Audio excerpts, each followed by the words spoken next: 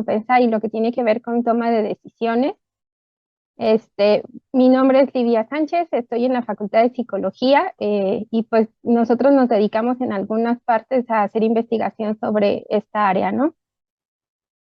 Eh, pues bueno, un poco para empezar como a introducir en el tema, pues una de las cosas que a los psicólogos y a la gente que se dedica a neurociencias nos interesa estudiar es la motivación, ¿no? Que es aquello que hace que las personas se comporten en la forma que lo hace. Y pues básicamente se ha considerado, y incluso el origen de la palabra, pues tiene que ver con movimiento, ¿no? O sea, con esa capacidad como de impulsar el comportamiento en cierta dirección, este, y que afecta pues la probabilidad con la que se realiza una respuesta, la intensidad y la dirección que tiene, ¿no? Entonces, por ejemplo, si nosotros tuviéramos una rata presionando una palanca para obtener comida, pues una de las cosas que supondríamos es que conforme más rápido presiona la palanca la rata o más fuerte lo hace, pues hay una mayor motivación para obtener el alimento, ¿no? Entonces, bueno, esa es una de las formas en las que se puede evaluar la motivación. La otra forma, pues, es, por ejemplo, si ustedes tienen una ratita en un laberinto y hay dos lugares en el laberinto T, en el izquierdo donde se entrega el alimento y en el derecho donde no hay alimento disponible, pues van a observar un cambio en la dirección de la rata, ¿no? O sea, van a observar que va a tender a preferir el lado izquierdo que el lado derecho. Entonces, en ese sentido, pues la conducta está dirigida hacia el lugar donde se puede obtener el alimento, ¿no? E incluso ustedes mismos, ¿no? O sea, decidieron estudiar neurociencias en lugar de estudiar algún otro posgrado, pues porque están más motivados o sus intereses son más afines a esta disciplina que a cualquier otra, ¿no? Por favor, si tienen cualquier duda, me lo dicen con toda confianza, ¿ok? Una de las cosas que es importante, pues es que cuando nosotros estudiamos principalmente, que son muchos de los estudios que se han hecho en esta área con animales no humanos, pues un poco Sí, ok, voy, doctor, enseguida. Recording Vamos in a ver progress. qué sucedió.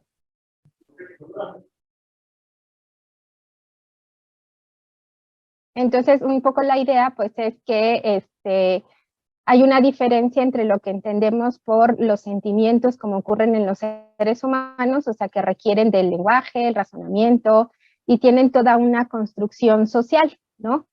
Y que en el caso de los animales no humanos, pues lo que nosotros asumimos es que existen ciertos estados emocionales y analizamos ciertas conductas innatas que nos van a permitir de alguna manera, pues determinar, si, o sea, cómo es que se da la continuidad de los procesos afectivos a lo largo de diferentes especies, ¿no?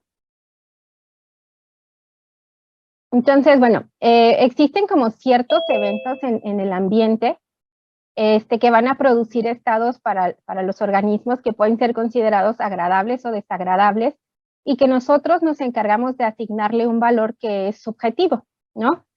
Y entonces a ese valor se le conoce como valor hedónico. Y una de las cosas que pues va a ocurrir es que en función del valor de ese evento, de esa recompensa, pues los organismos van a energizar o van a tener una conducta dirigida hacia obtener o no obtener un evento particular, ¿no? Entonces, por ejemplo, aquí les puse, no sé si hay por aquí alguien que haya estudiado psicología y que sepa cómo se estudia el autocontrol en psicología, o aunque no sea psicólogo, que sepa cómo se estudia el autocontrol.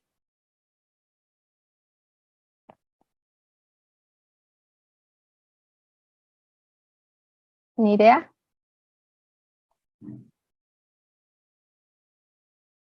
Ok, entonces, cuando nosotros estudiamos el autocontrol, una de las cosas que hacemos es, hacemos manipulaciones en términos de la cantidad, en el caso, por ejemplo, con los humanos, de un ejercicio donde les pones a los seres humanos una lista de posibles opciones. Entonces, por un lado, les puedes ofrecer, no sé, 750 pesos el día de hoy, o 750 pesos mañana. Si yo hiciera eso, pues muy probablemente la mayoría de ustedes me diría que prefiere los 750 pesos hoy. Pero si yo les digo que prefieren 700 pesos hoy o 750 pesos mañana, eso podría hacer que el valor de los 750 pesos mañana en algún momento, o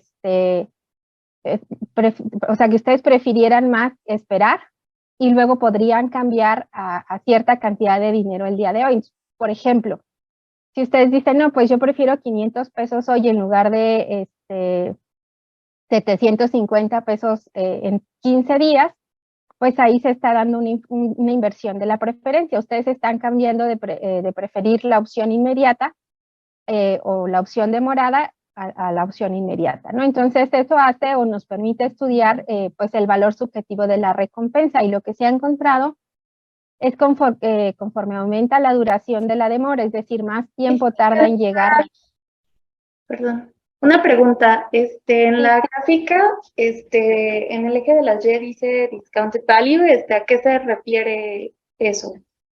A esto que les estoy explicando, ¿no? O sea, si yo te digo, prefieres 750 pesos hoy o 750 pesos mañana, pues tú vas a elegir la opción que es inmediata, o sea, que tiene 0 segundos o 0 días de demora. Cuando tú tienes que elegir entre una opción que está demorada y una opción que es inmediata, pero que tiene menos valor, como por ejemplo 500 pesos hoy en lugar de 750 pesos en 5 días, el valor de esos 750 pesos en 5 días puede ser que tú sigas prefiriendo los 500 pesos hoy. Pero Okay.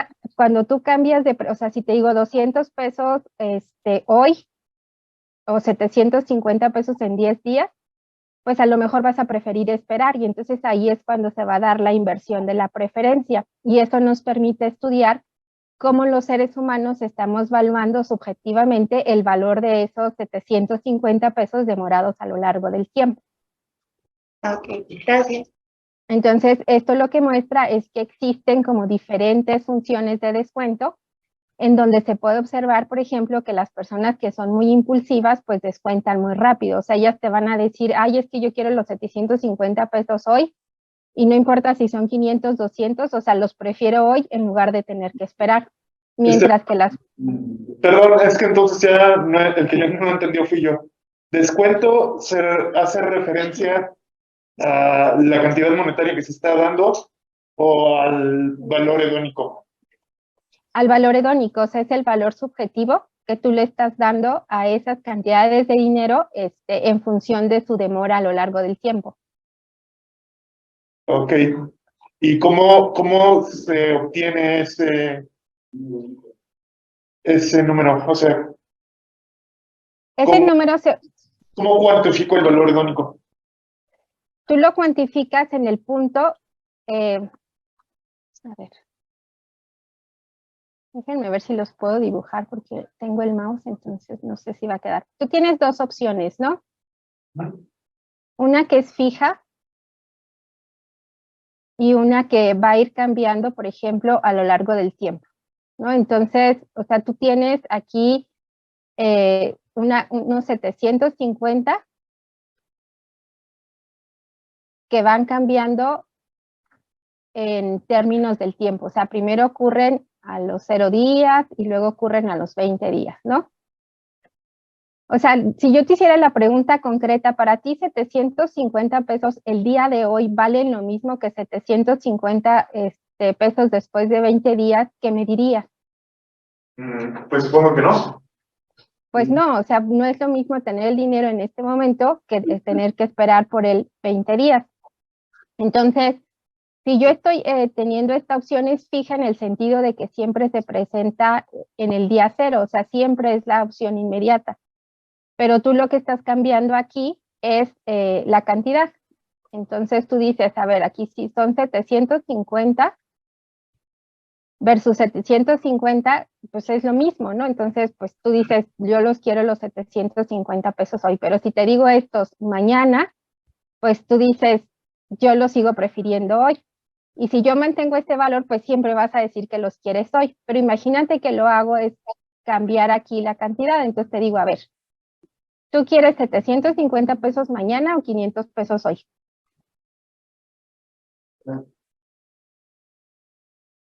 ¿Qué preferirías? Yo sí preferiría esperarme. Y luego te digo, te doy 300 pesos hoy o 750 pesos mañana. No, igual mañana.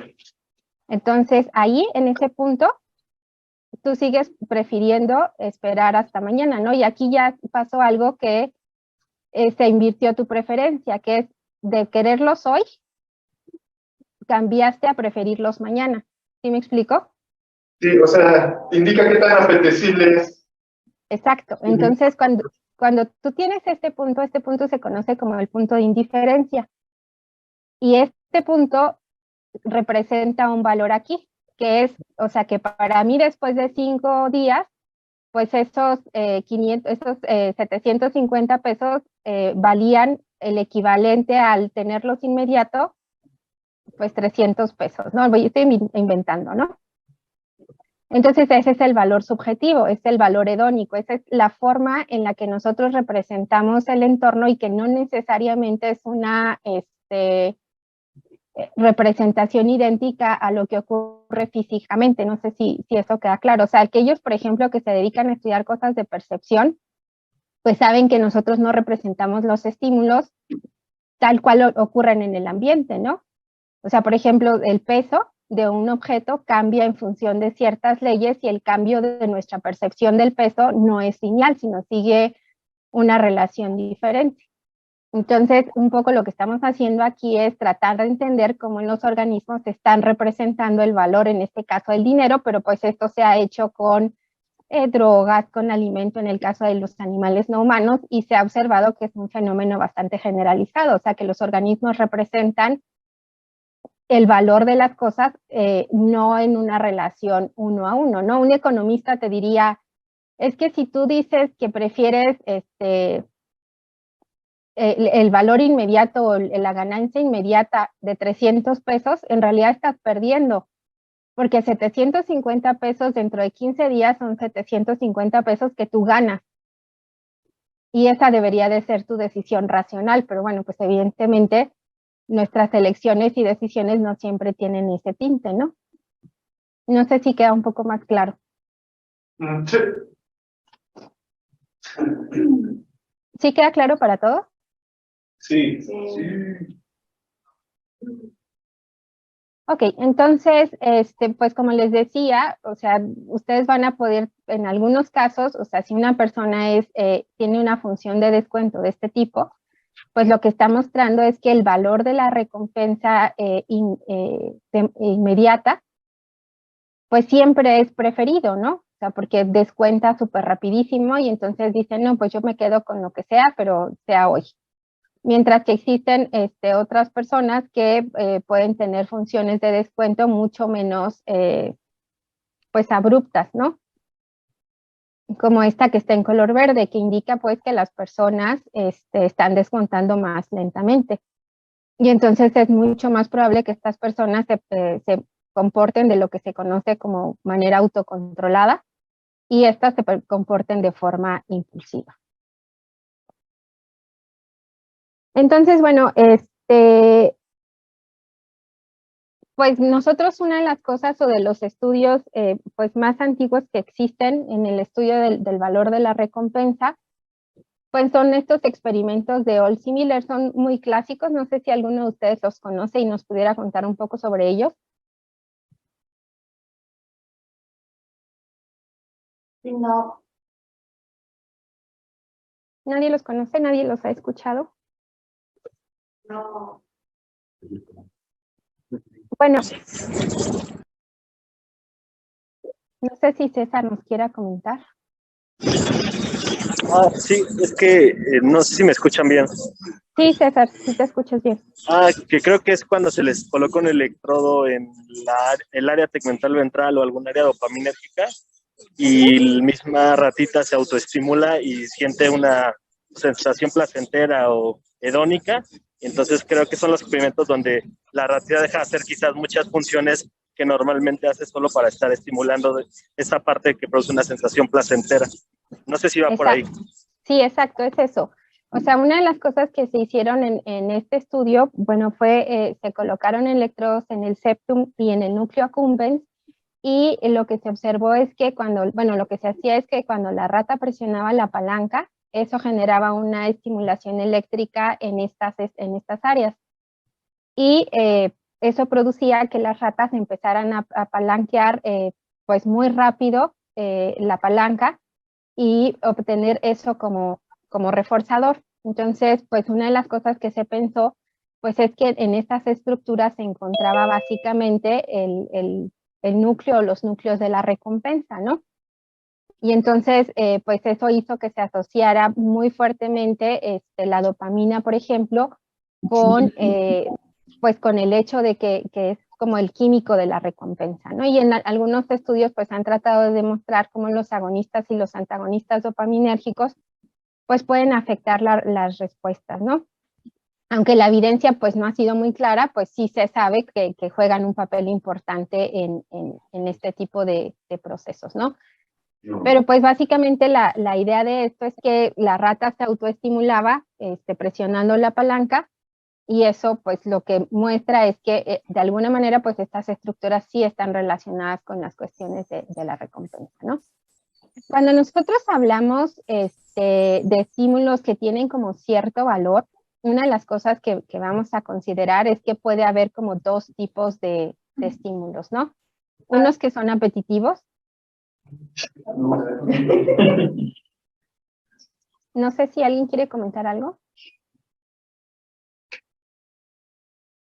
No. ¿No? Unos estímulos que se conocen como estímulos apetitivos, que básicamente lo que van a hacer es que los organismos se aproximen a estos estímulos, ¿no? Y que van a producir respuestas consumatorias, que básicamente lo que implican pues es que el organismo va a consumir o va a realizar el consumo pues de ese estímulo apetitivo, ¿no? Y una de las cosas que típicamente se observa es que la frecuencia de ocurrencia de la respuesta pues va a aumentar para poder obtener esa consecuencia, ¿no? Y básicamente una de las cosas que se ha visto pues es que va a inducir estas sensaciones que son placenteras y bueno, estados emocional agradables, ¿no? Por otro lado, pues tenemos los estímulos aversivos que pues tienen las propiedades exactamente opuestas, ¿no? El organismo va a evitar esos estímulos, o sea, cuando se asocian con una respuesta van a disminuir la respuesta y pues lo que pueden producir son sensaciones como desagradables como el miedo, ¿no? Por ejemplo.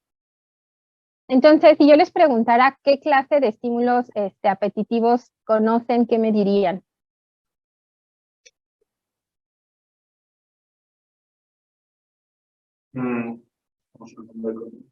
Sabor azucarado, dinero, sexo, drogas. Drogas, comida, etcétera, ¿no? Entonces, todos esos caen en esa categoría. ¿Y en los aversivos? Sabores amargos, Choques eléctricos. choques eléctricos. Uh-huh. Sexo.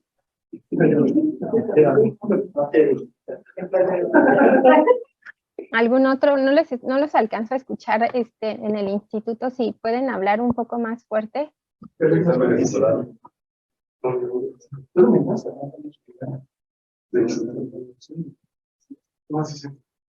Uno más, díganme un estímulo aversivo más. El no sexo. ¿El sexo? Ok. Entonces, bueno, una de las cosas que se ha comentado o que se sabe en el área pues del estudio de las recompensas es que pues los valores de la recompensa pueden representarse como de dos formas diferentes, ¿no? O sea, una cosa es el valor hedónico, o sea, este valor que les había mencionado que es el valor subjetivo, y el otro es lo que llaman want, como la búsqueda, que básicamente es ya como la realización de una conducta para obtener una recompensa en particular. Entonces, una cosa que es importante es considerar, pues, o sea, que una cosa es la representación de la recompensa y sus características en términos hedónicos, y la otra es qué tan motivado o qué tan dispuesto está el organismo para realizar una conducta que le permita obtener esa recompensa. Entonces, esa es la forma en la que se ha observado que los organismos representan estas recompensas, ¿no? Entonces, por ejemplo, cuando una persona tiene esta como desmotivación o esta propiedad de no estar motivada para obtener recompensas, pues la búsqueda está totalmente abajo, mientras que la representación de la recompensa sí existe, ¿no? Y por otro lado, que sería como el contraejemplo, cuando una persona tiene una adicción, pues hay la representación de la recompensa, pero hay una sensación de búsqueda exacerbada, ¿no? ¿Alguien se acuerda cómo se llama esto en términos coloquiales? ¿Cómo? A ti. No sé por qué no entiendo, o sea, como que los escucho que hablan, pero no se entiende muy bien lo que dicen. A lo mejor sí se acercan al micrófono. Vamos a ver si podemos acercar el micrófono. ¿Qué? Ahí te escuchas súper bien. Ok. ¿Adicción? ¿Esa es la adicción? No, pero hay algo que, o sea, sí, o sea, la condición general es una adicción, pero hay un tipo de conducta particular que se observa mucho en las adicciones y que tiene un nombre que representa muy bien esto que es el one. El craving. Exactamente. ¿Qué es el craving? El anhelo compulsivo. Exacto, no es como la búsqueda o la necesidad de poder consumir la droga, ¿no? Entonces, en ese sentido, pues una de las cosas que se ha encontrado es que estas dos cosas o dos formas de representar la consecuencia, pues pueden estar de alguna manera desasociadas, ¿no? Entonces, por un lado, pues está la representación y por otro, muy diferente, está como la disposición del organismo para obtener la recompensa, ¿no? Entonces, muchos de los estudios que se han hecho cuando uno trata de distinguir si un estímulo es aversivo o es apetitivo, como ustedes ya lo dijeron, pues los sabores dulces y los sabores amargos pues, pueden ser considerados como ejemplos de estímulos aversivos y apetitivos. Cuando los organismos los consumen, pues uno puede ver a través de sus expresiones orofaciales cuál es la valencia o el valor hedónico de ese estímulo. Entonces, por ejemplo, si ustedes les dan a diferentes especies un sabor dulce, pues lo que van a encontrar es que como que se relamen, en el caso, por ejemplo, de las ratas, pues se hacen así las vibrisas. En el caso de los bebés, por ejemplo, como que saborean el dulce, ¿no? Y entonces estas conductas pues son muy típicas de probar o de gustar estos sabores dulces, ¿no? Mientras que cuando son estímulos aversivos, pues tienen una respuesta orofacial totalmente diferente, ¿no? En ese sentido, pues nosotros podemos distinguir a través de estas respuestas cuando un estímulo es apetitivo o cuando es aversivo. No sé si hasta aquí vamos bien o hay alguna duda. Sí, vamos bien. Sí. Todo bien. Ok. Y una de las cosas que se han encontrado, pues es que existen como ciertas estructuras o microestructuras en estos núcleos en el cerebro que se llaman hotspots, que básicamente lo que hacen es intensificar la representación de la recompensa, ¿no? El impacto hedónico que estos tienen. Y bueno, pues lo que se ha hecho en ese contexto, pues es intentar como de especificar cuáles son las estructuras que están relacionadas con cada uno de estos componentes que les acabo de mencionar, ¿no? Entonces, por ejemplo, cuando se habla de motivación, pues es esto que les decía desde el principio, ¿no? O sea, cuando nosotros hablamos de motivación, el componente psicológico es como la búsqueda o la dirección del comportamiento a obtener cierto estímulo. Mientras que cuando hablamos como de la representación del valor de las cosas, entonces, pues esto es esto del liking, pero una de las cosas que se ha encontrado que es muy interesante es que el aprendizaje también influye en cómo nosotros representamos el valor de los estímulos. Por ejemplo, se ha descubierto que si uno consume alimento, o cuando tiene mucha hambre, entonces lo que el organismo aprende es a darle valor a ese alimento porque eso permitió saciar el hambre. Entonces traten de imaginarse, por ejemplo, qué pasa con los niños cuando el alimento que consumen cuando tienen hambre son dulces. por ejemplo, ¿no? Entonces lo que eso va a producir es que ellos busquen o tengan estas respuestas de wanting hacia pues este tipo de estímulos, ¿no? En este caso los dulces. Entonces estas son las tres categorías mayores que nosotros consideramos cuando tratamos de estudiar lo de las recompensas. Y bueno, están asociadas a ciertas mediciones que se hacen en las tareas pues que nosotros utilizamos. Entonces, por ejemplo, tenemos en el caso de la motivación, pues lo que evaluamos es el deseo subjetivo, un poco como esta tarea que les mostraba de autocontrol. Y la otra tarea que se utiliza es, que les voy a platicar un poco ahorita de algunas de ellas, es por ejemplo, la transferencia pavloviana instrumental, la aproximación condicionada, el automoldeamiento y las recaídas, ¿no? Provocadas por ciertos estímulos o por ciertas claves. En el caso, por ejemplo, de las cuestiones que tienen que ver con el placer, pues son estas evaluaciones subjetivas que tienen que ver con cuánto está valiendo o cómo estoy representando el estímulo que se está presentando o la recompensa. Y pues lo que les mostré hace un momento, que son las expresiones orofaciales o las respuestas que son elicitadas pues en términos del placer. Y finalmente, pues de las cuestiones o de los procesos de aprendizaje que están asociados, pues tienen que ver con la inferencia que hacen en el caso de los seres humanos y las explicaciones que se les dan. Y en el caso de ambos, animales no humanos y humanos, pues se utiliza el condicionamiento pavloviano, así como el reforzamiento instrumental. No sé si todos están familiarizados con esos procedimientos o no. No. No, ¿verdad? Sí, No. bueno, ahorita ¿perdón? No. No, que no están familiarizados con esos procedimientos. Ok, entonces ahorita les cuento un poco sobre ellos, ¿no? Entonces, bueno, aquí están las estructuras que están asociadas con cada una de estas partes. Pues si se fijan, son prácticamente las mismas que se presentan aquí, y que es un circuito pues muy asociado con lo que tiene que ver con la recompensa, ¿no? O sea, la corteza insular, la corteza orbitrofrontal, el estriado dorsal, el núcleo accumbens, etcétera, ¿no? O sea, todas estas estructuras pues están fuertemente asociadas con lo que tiene que ver con el estudio de las recompensas.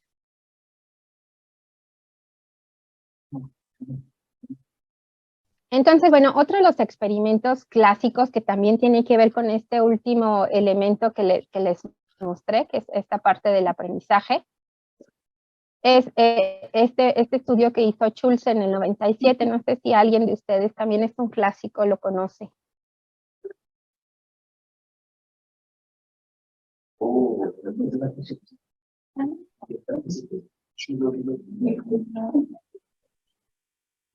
Este es un procedimiento clásico de condicionamiento clásico, en donde, por ejemplo, bueno, se presentaba una luz y la luz era seguida por o sea, la aproximación de un dispensador que tenía agua. Y entonces aquí está la presentación del estímulo condicionado, que en este caso sería la luz, y la presentación del reforzador primario, que podía ser en este caso agua o comida, ¿no? Lo que hacía Schulz pues era hacer un registro de la zona, de esta zona BTA, y lo que ustedes pueden ver es que es interesante que cuando no ocurría ningún estímulo que predecía la llegada del líquido o de la comida, aparecían estas tasas de disparo en la zona, ¿no? O sea, vean que estaban claramente asociadas con la presentación de la comida. Sin embargo, cuando se presentaba el estímulo condicionado, ya había sido entrenado y entonces el organismo bebía. Lo que se podía observar es que cuando solo se presentaba el estímulo condicionado y iba seguido de la recompensa, pero ya habían sido entrenados, ¿qué pasaba con la tasa de disparo que observaban aquí cuando estaba la recompensa y qué pasa aquí? No se dispara durante la recompensa, sino durante el estímulo condicionado. Exactamente, ¿no? Y entonces esto les habla sobre el proceso de aprendizaje, ¿no? O sea, el organismo activa estos centros sobre la recompensa y entonces hay un desplazamiento pues de la activación hacia la presentación del estímulo condicionado, ¿no?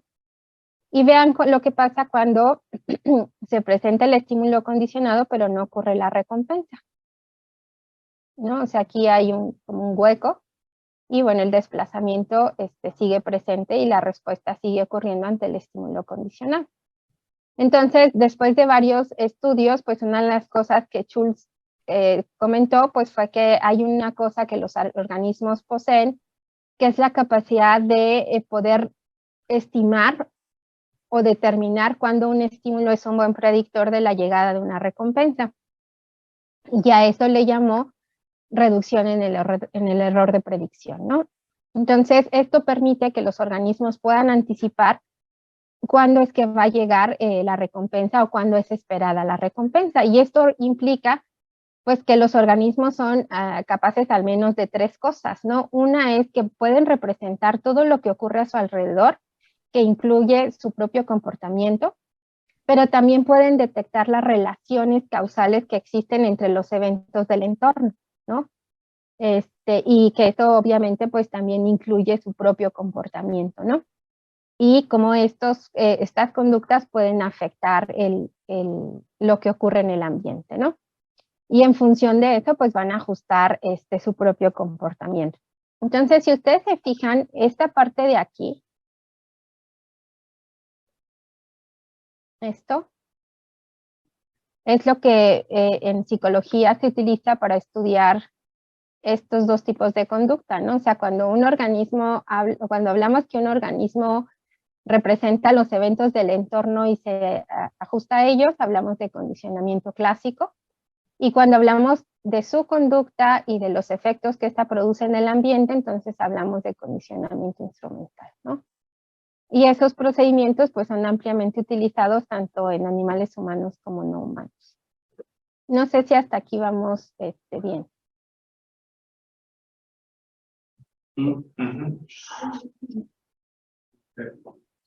Sí. Ok. Entonces, bueno, aquí lo que voy a hacer es, porque no todos están familiarizados con estos procedimientos, explicarles un poco en qué consisten, ¿no?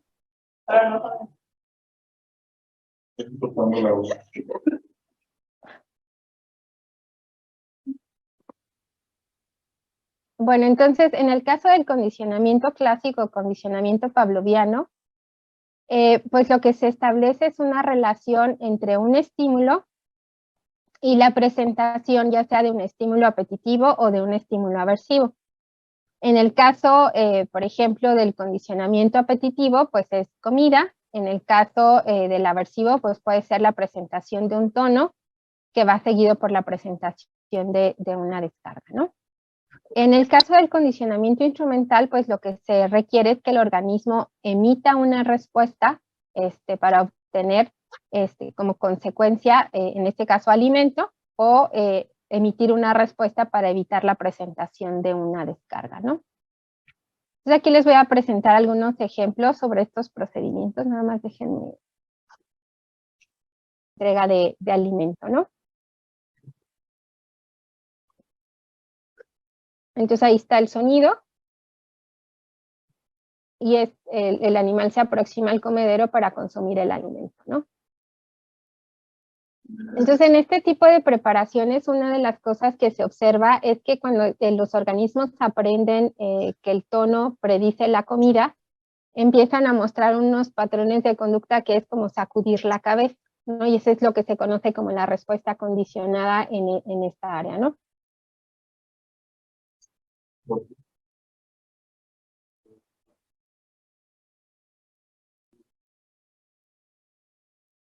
Entonces, ahí está el tono, vean cómo sacude la cabeza y luego va por la comida. En ese caso, bueno, es cuando el estímulo condicionado es un tono. Cuando se utiliza una luz, se observa un patrón de respuesta un poco diferente, ¿no? Entonces, aquí igual van a ver que se enciende la luz, que va seguida de comida y hay que observar lo que hacen los ratoncitos. En este caso es una rata. Sí.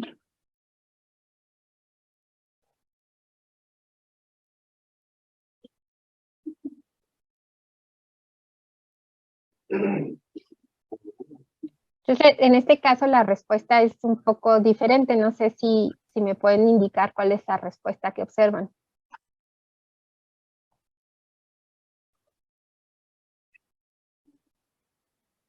Explora la luz cuando ve que está encendida. Exacto, ¿no? Se aproxima a la luz y entonces cuando el estímulo condicionado es el tono, pues se observa la respuesta es sacudir la cabeza, y cuando el estímulo condicionado es una luz, se da esta respuesta como de rascar el estímulo, ¿no? Y es algo que se ha observado en muchos experimentos con animales no humanos. Por ejemplo, en algunos estudios, cuando se trataba de condicionar a los mapaches, por ejemplo, a colocar dinero en un procedimiento como más de tipo instrumental en una alcancía, lo que encontraban es que eventualmente los mapaches comenzaban a tratar a la moneda como si fuera comida, ¿no? Entonces la lavaban, y eso se observa pues muy, muy comúnmente en los procedimientos de condicionamiento clásico, ¿no? Dame un segundo para ver si les puedo mostrar el de condicionamiento instrumental.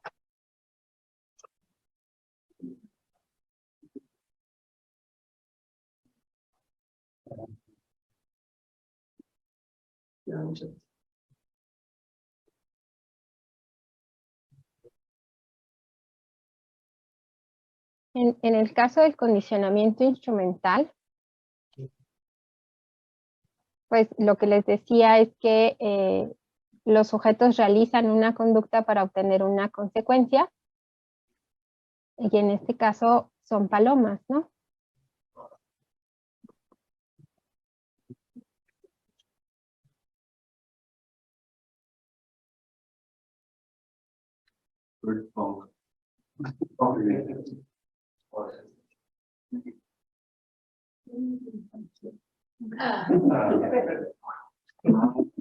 Por ejemplo, ahí no sé si alcanzaron a observar que cuando la pelota no la regresa a la paloma opuesta, es cuando la paloma, en este caso, esta de este lado, recibe la comida. No sé si se fijaron en eso. Oye, pero ¿qué sentado?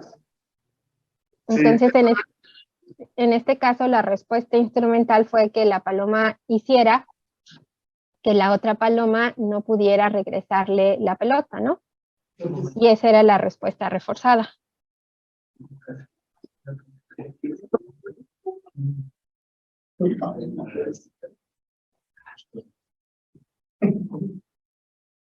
Entonces, bueno, aquí tienen un ejemplo de condicionamiento instrumental. La No sé barra, si hay ¿Perdón? la barra que está ahí, ¿para qué funciona? ¿Cuál barra está? No, una que está perpendicular al campo de ping pong, supongo. A ver, déjame ver. Esa. Bueno, la que está en la parte superior a la altura de la... Supongo que registra si hay un leve cambio en el peso, como para poder activar la entrega del reforzador de forma automática. Ah, No está lado, no está bien. Ujú. Si está o no está la pelotita para poder activar el reforzamiento. ya. Gracias. Bueno, entonces, pues esos son los procedimientos que se utilizan para estudiar este tipo de conductas, ¿no?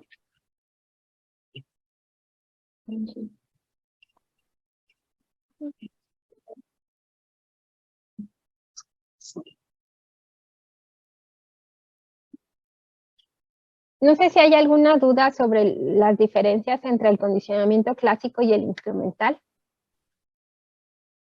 No, doctora. Ok. Entonces, nada más para que quede claro, o sea, cuando nosotros hablamos de condicionamiento clásico, una de las cosas que estamos estudiando es cómo los organismos representan su entorno, representan los estímulos y ajustan su comportamiento a las relaciones entre los estímulos presentes, ¿no? Por ejemplo,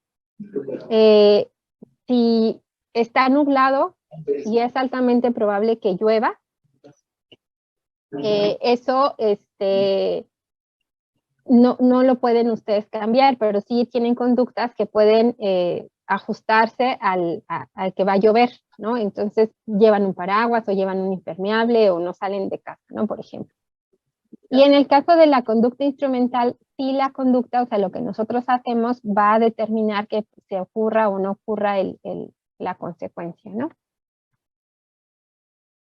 De esta forma, pues lo que se ha descrito en la literatura es que existen pues 3 sistemas que se van a encargar de la conducta que en este caso pues podemos llamar conducta motivada, ¿no? Una es las relaciones entre los estímulos, que como les decía, pues se estudia a través del condicionamiento pavloviano. La otra es las relaciones que existen entre la propia conducta y las consecuencias, que se estudian a través del condicionamiento instrumental. Y finalmente, la interacción entre estos 2 mecanismos, así como la relación que existe entre los estímulos que de forma más o menos automática van a detonar el comportamiento, ¿no? Entonces, a este tipo de asociaciones se les llama, si son entre estímulos, pues sería estímulo-consecuencia. En el caso del condicionamiento instrumental sería respuesta-consecuencia, y en el caso de las relaciones entre estímulos, pues sería estímulo-respuesta, ¿no? Y que esto se parece mucho más a lo que conocemos como conducta refleja. Otra de las cosas, pues, que ya les comenté es que cuando los organismos representan las consecuencias o las recompensas, pues los representan a través de una propiedad que es sensorial, o sea, sus características, a qué sabe, etcétera, y una parte que es como motivacional, ¿no? Entonces, pues se pueden, el condicionamiento pavloviano puede ocurrir con cualquiera de esas 2 dimensiones de los estímulos. Y principalmente, pues se utilizan asociaciones binarias, pues para estudiar todos estos tipos de aprendizaje. Bueno, una de las cosas que se ha estudiado también es el automoldeamiento en ratas. En este caso es un experimento con ratas, para ver cómo los organismos aprenden a evaluar las recompensas y cómo eso puede cambiar su comportamiento. En este procedimiento se utiliza algo que se conoce como automoldeamiento. Déjenme ver si les puedo mostrar en qué consiste, para que lo vean, ¿no?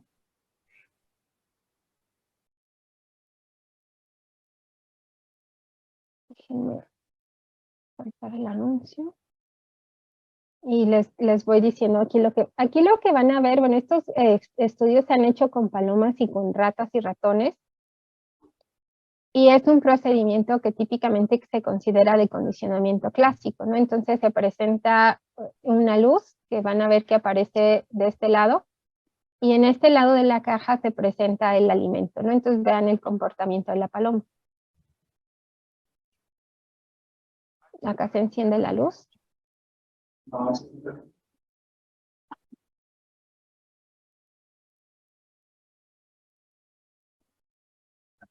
Y entonces una pregunta que yo les haría, o sea, lo que ustedes observan es que la paloma va y pica la luz.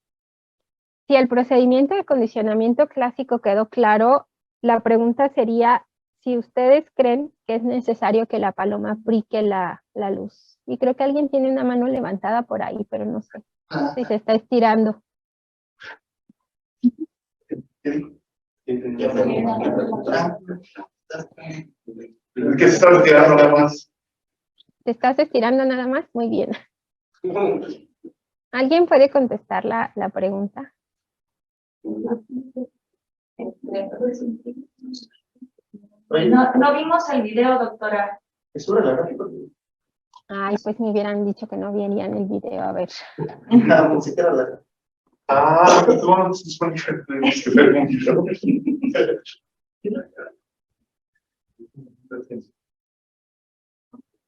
Ahí está lo que les expliqué hace un momentito.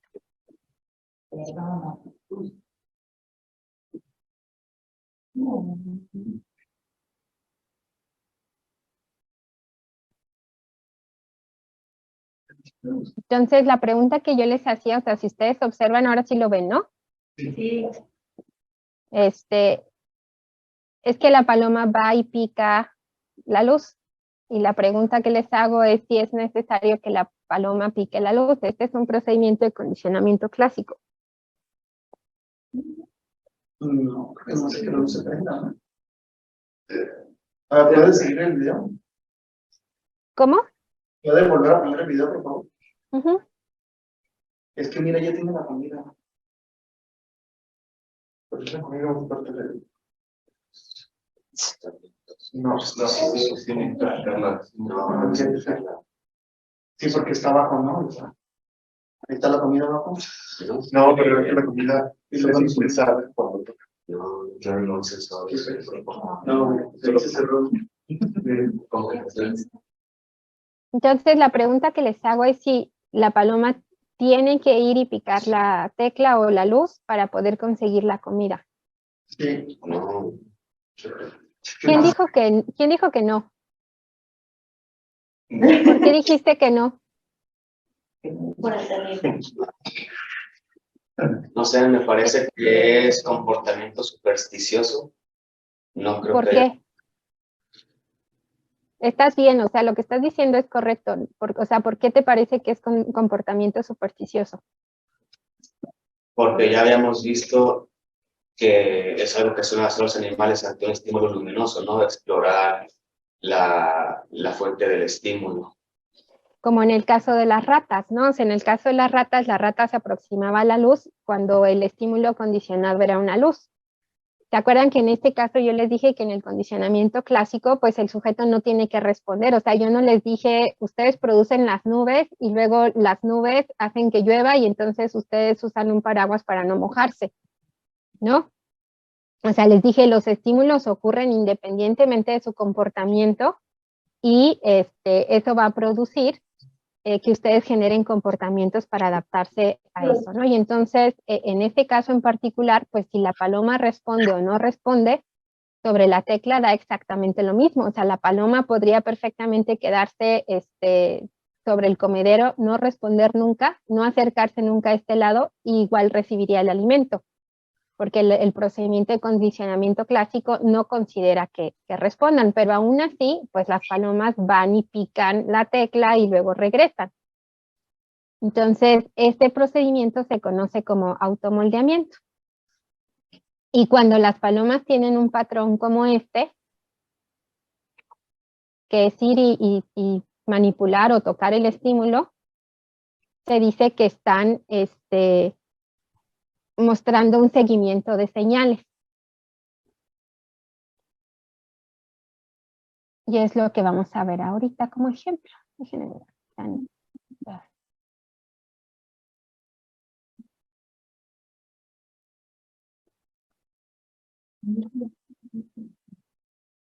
Es el mismo.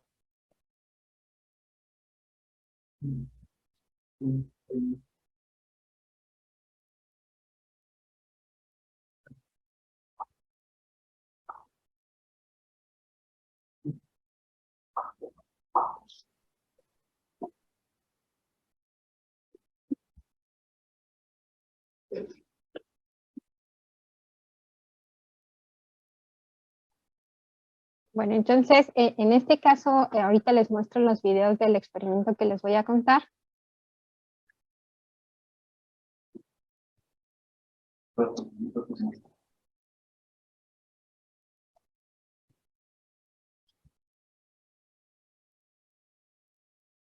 Que básicamente, pues, lo que hicieron fue utilizar el procedimiento de automoldeamiento con 2 cepas de ratones, que las VHR tienen una predisposición a tener seguimiento de señales, mientras que las BLR tienen una predisposición a tener conducta dirigida a metas, ¿no? O conducta dirigida hacia la meta. Y entonces aquí lo que evaluaron fueron los contactos que tenían los ratoncitos con pues las señales, que si se fijan aquí pues son muy altos para los seguidores de señal y bajos para los de seguidores a la meta, y los seguidores a la meta pues tenían más la respuesta de ir al comedero que de aproximarse a la luz, por ejemplo, en el caso de la paloma, ¿no? Y cuánto tiempo tardaban, por ejemplo, en aproximarse a la meta o a la señal, ¿no? Y una de las cosas que observaron es que estas ratitas, acá, tenían tasas de disparo diferentes asociadas con su patrón de comportamiento, ¿no? Entonces, por ejemplo, los que eran seguidores de señales respondían mucho más hacia el estímulo condicionado, mientras que los que eran seguidores de la meta no tenían esos patrones de respuesta. Entonces, déjenme mostrarles aquí cómo se veían los ratones acá. Aquí su tarea va a ser decirme cuál era el seguidor de señal y cuál era el seguidor de la meta, ¿ok?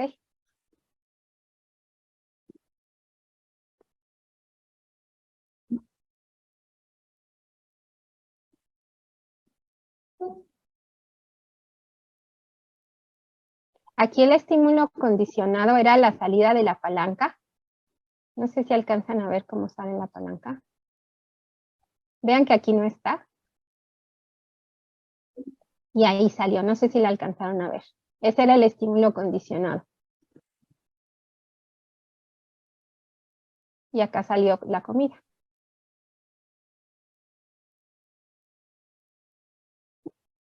Entonces vean cómo son las tasas de disparo aquí. Déjenme mostrarles.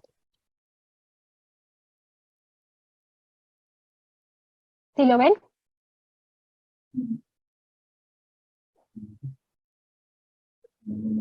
Ahora sale otro. El otro. ¿No?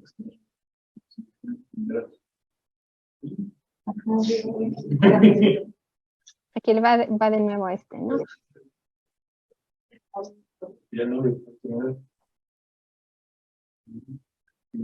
Acá la palanca que sale es la palanca derecha.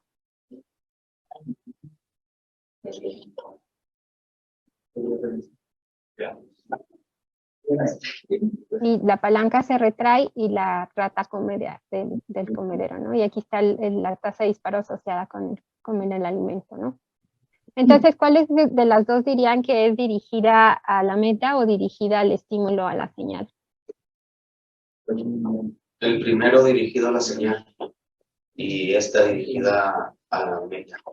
Exacto, ¿no? Entonces, esos patrones se han observado también en seres humanos, ¿no? Y se considera que pueden ser un elemento importante para estudiar, por ejemplo, los trastornos obsesivos compulsivos, las adicciones a las drogas, etcétera, ¿no? Entonces, déjenme compartir de nuevo la presentación.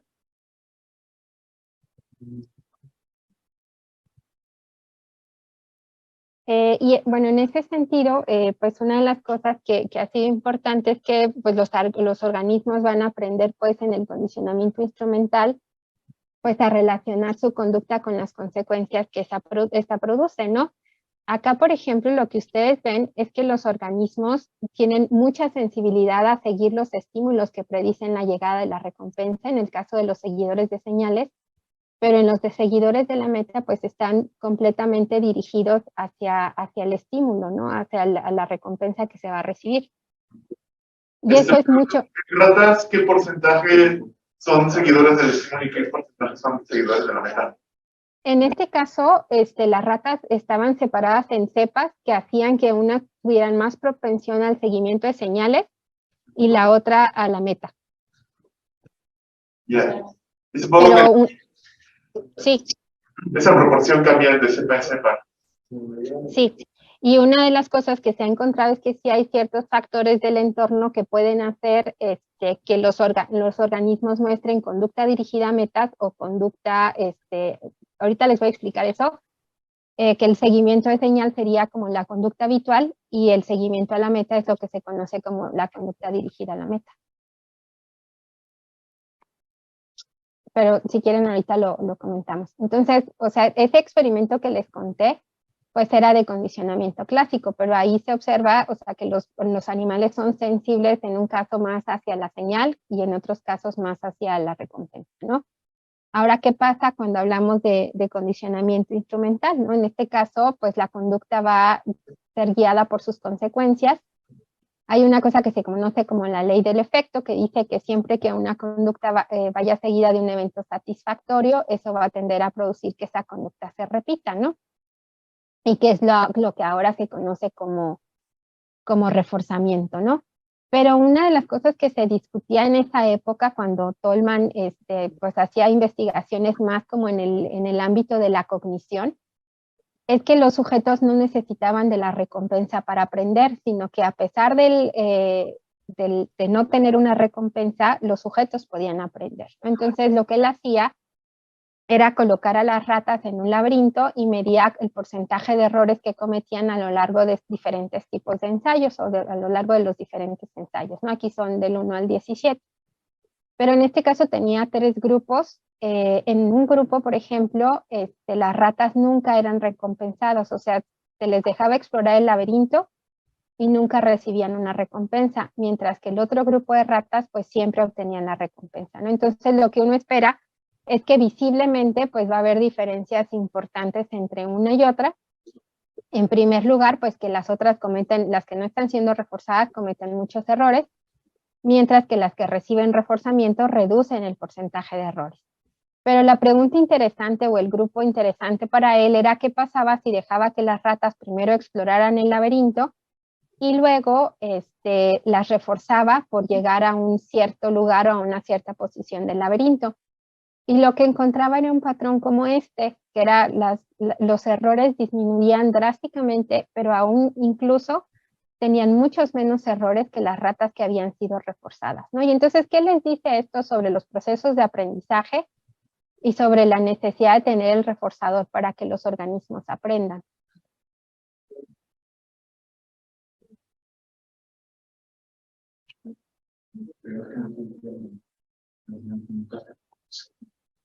O sea, es importante la recompensa para el aprendizaje. Sí, pero es más efectivo si no se da de manera continua.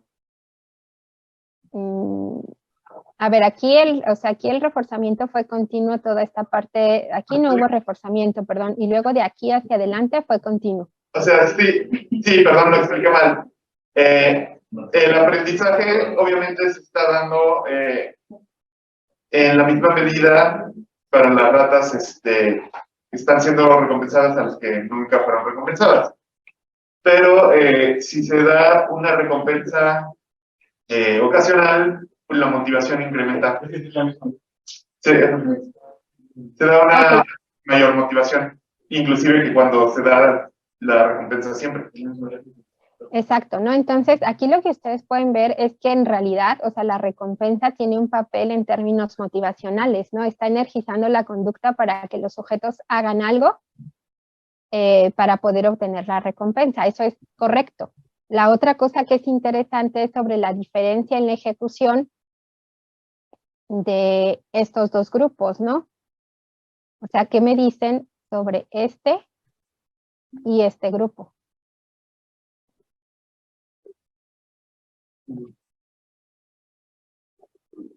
El que recibió una sola recompensa terminó siendo más motivado que los que siempre reciben recompensa.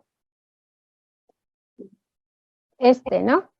Y eso puede tener que ver con el valor de la recompensa o también podría tener que ver con si los organismos habían aprendido algo o no durante esta parte de aquí, ¿no?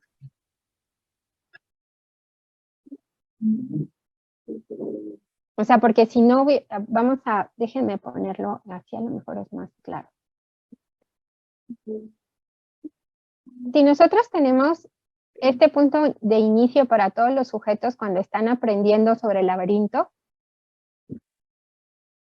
y estos grupos de aquí no han sido recompensados en ningún punto, ¿ok? Si no hubiera habido aprendizaje, ¿dónde debería empezar esto y cuál sería la tasa a la cual deberían de ir disminuyendo los errores según hemos visto que ocurre cuando hay recompensa? Si no hubiera aprendizaje, pues nunca hubiera reducido el número de errores. O sea, si no hubiera habido aprendizaje hasta el momento en el que se les muestra la recompensa, a partir de ese punto debería empezar a bajar a la misma velocidad que a la que se les dio recompensa del inicio. Exactamente, y ese grupo es este, ¿no? Ajá.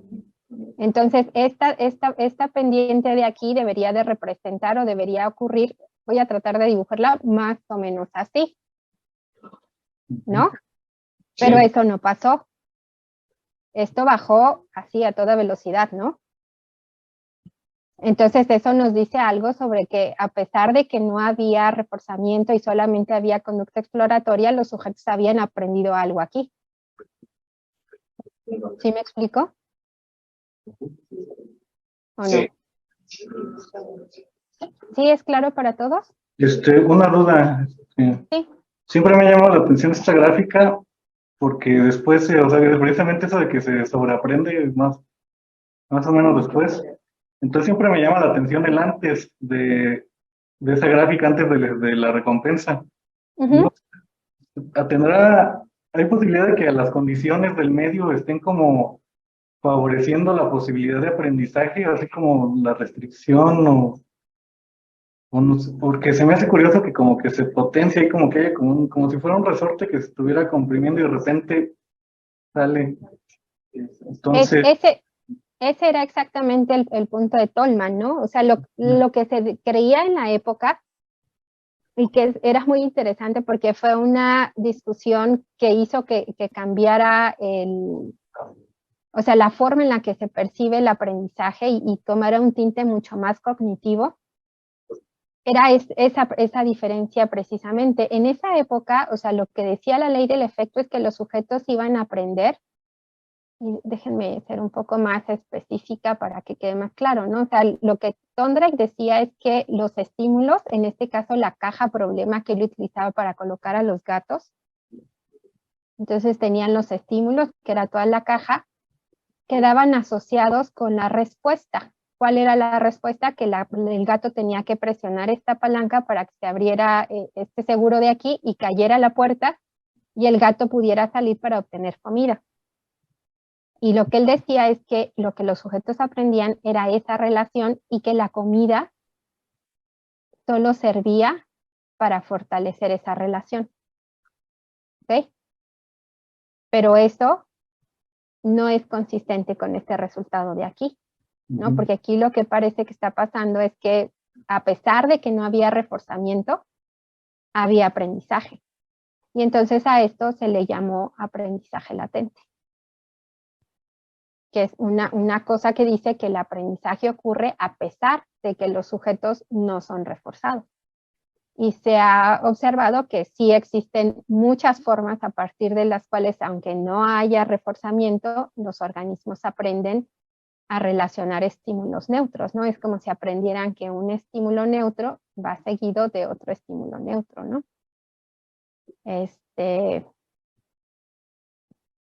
Por ejemplo, no sé si alguien conoce un fenómeno que se llama precondicionamiento sensorial. no, Se estudia en el condicionamiento clásico. No. ¿Nadie lo conoce? no, Déjenme se los cuento rápidamente. En el precondicionamiento sensorial, por ejemplo, ustedes tienen un estímulo 1 que puede ser una luz, que va seguida de un estímulo 2 que puede ser, por ejemplo, un tono. Entonces se entrenan a los sujetos con esa relación, ¿no? Luz, tono, luz, tono, luz, tono, luz, tono, luz, tono, ¿no? Y luego toman el tono, el estímulo 2, y lo asocian con comida. Y entonces el sujeto aprende a tener una respuesta condicionada a este estímulo. ¿Ok? Cuando ya se establece la respuesta condicionada, ustedes hacen a los sujetos la pregunta que si te presento el estímulo 1, ¿habrá respuesta condicionada? Y lo que se observa es que sí. O sea que los sujetos tienden a responder a este estímulo 1, a pesar de que esta asociación nunca fue formalmente reforzada, ¿no? No sé si eso queda claro. Entonces, una de las cosas que se ha descubierto y que cambió mucho, como les decía hace un momento, la visión del estudio del aprendizaje, pues es que no necesitas del reforzamiento para que haya aprendizaje, sino que los organismos están tomando información del entorno y que una vez que la conducta, como muy bien dijo su compañero, una vez que entra el reforzador tiene un papel mucho más del tipo motivacional que para que el aprendizaje ocurra. ¿Ok? No sé si vamos bien hasta aquí. Sí. Ok. Entonces, pues cuando nosotros utilizamos el condicionamiento instrumental para evaluar la conducta dirigida a metas y la conducta habitual, pues lo que nosotros suponemos es que la conducta dirigida a metas es aquella conducta que es sensible, que es sensible al valor de la recompensa, ¿no? Como por ejemplo, yo les mostré hace un momento las asociaciones binarias y les decía, salud. Perdón. No te preocupes. Les decía que estas asociaciones binarias podían ser del tipo respuesta-consecuencia, y aquí si se fijan, pues una de las cosas que sí está pasando es que la respuesta está asociada con la consecuencia, no como les puse en el ejemplo de Thorndike anteriormente y el gato. Lo que yo les decía que Thorndike decía es que pasaba esto, ¿no? O sea, que la comida tenía el papel de pegar la relación entre los estímulos y la respuesta. Entonces la respuesta ocurría de forma más o menos automática cuando se presentaban los estímulos que habían sido asociados con esa respuesta. Mientras que acá la consecuencia está representada como un elemento, pues, de todo lo que se está aprendiendo. Y uno de los procedimientos que típicamente se utiliza para distinguir entre la conducta habitual y la dirigida a metas, pues es hacer el entrenamiento de una conducta instrumental, es decir, la rata aprende a presionar una palanca para conseguir comida. Y luego se utiliza un procedimiento de devaluación, que puede ser de dos tipos. Uno es la de saciedad específica, que es que se le da acceso libre a los sujetos por un cierto periodo de tiempo para que coman tanto como puedan de uno de los alimentos en particular, o se utiliza el procedimiento de condicionamiento de aversión a sabores. No sé, ese es un procedimiento de condicionamiento clásico, no sé si alguien lo conoce, por ejemplo.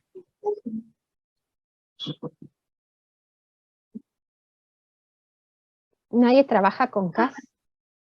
No estoy repitiendo. No, ¿por qué? ¿Puedes repetir tu pregunta? Sí, que si alguien de ustedes trabaja con condicionamiento de aversión a sabores y saben qué consiste. No. ¿Nadie? No sé, pero supongo que por el nombre, el sabor que antes era apetecible, se es presentado junto con un estímulo aberrante y se hace la asociación del sabor con el estímulo aberrante. Sí, exactamente, ¿no? Se utiliza cloruro de litio que produce contracciones abdominales en las ratas, y entonces eso produce que tengan esta conducta como de evitar el estímulo que antes era agradable, como bien lo comenta su compañero, ¿no? Entonces, cuando nosotros hacemos este procedimiento de devaluación, estamos impactando en el proceso de aprendizaje o en el proceso motivacional. Motivacional. En el motivacional, ¿no? O sea, lo que estamos haciendo es como disminuyendo el valor, pues porque tú no vas a querer comer algo que ya comiste hasta que te cansaste, ¿no? Entonces, en este caso en particular, pues la prueba consiste en colocar a las ratas de nuevo en la cámara de condicionamiento y evaluar si responden o no, o realizan la respuesta para poder conseguir la comida, ¿no? Y entonces, si ustedes se fijan, pues esto tiene que ver con modificar el valor hedónico de la recompensa, como lo vimos hace un rato con el liking, y esto tiene que ver con la conducta para conseguir la recompensa, que es el wanting, ¿no? Y entonces aquí, pues lo que uno espera es que el wanting quede como reducido. Si la recompensa, el valor de la recompensa es lo que está guiando el comportamiento de la rata. Y lo que se observa es que si la conducta es dirigida a metas, hay una diferencia entre si la respuesta fue devaluada, digo, la consecuencia fue devaluada, vean cómo baja la respuesta, y si no fue devaluada. Entonces vean que aquí hay una diferencia entre una devaluada y en una no devaluada. Cuando no hay devaluación, es decir, cuando no se hizo este procedimiento, las ratas responden normalmente. Pero cuando sí se hizo el procedimiento de devaluación, se alteró el valor hedónico de la recompensa, se observa una disminución en la respuesta. Entonces se dice que estas ratas muestran conducta dirigida a meta. Mientras que cuando las ratas muestran conducta habitual o no son sensibles al valor de la recompensa, no hay diferencia entre las barras.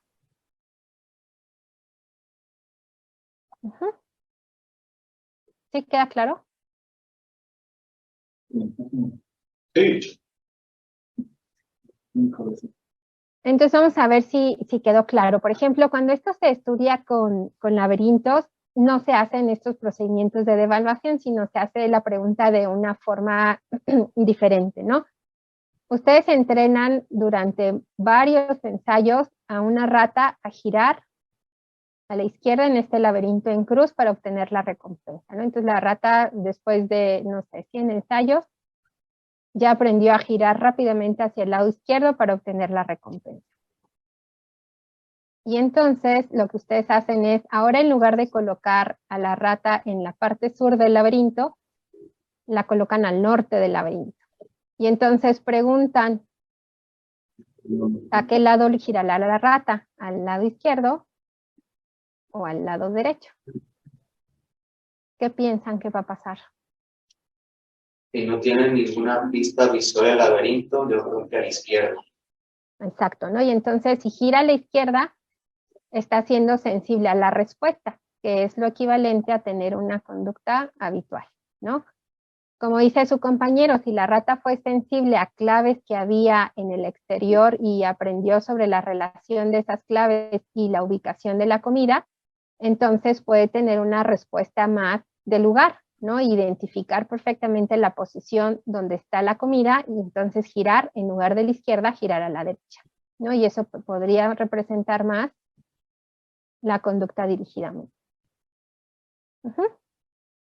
No sé si hasta aquí vamos bien.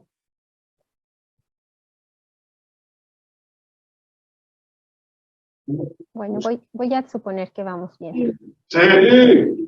Sí.